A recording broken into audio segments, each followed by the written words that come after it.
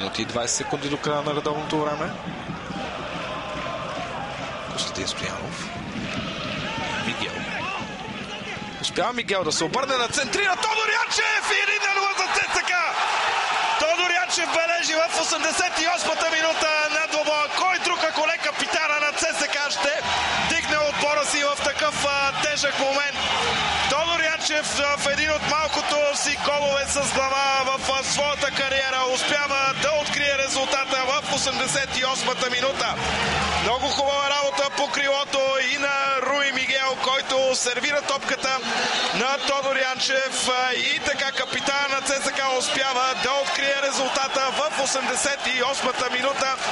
Колко ли важен може да се окаже този гол в битката на ЦСКА за участие в евротурнирите през следващия сезон. Капитана на ЦСКА успя да вкара с глава в 88-та минута и сега остава много малко време за Литекс да реагира. Ето още веднъж великолепното центриране към Тодор Янчев, който с глава успя да матира отбраната на Литекс. Недобра изява в защита трябва да отбележим на Пламен Николов.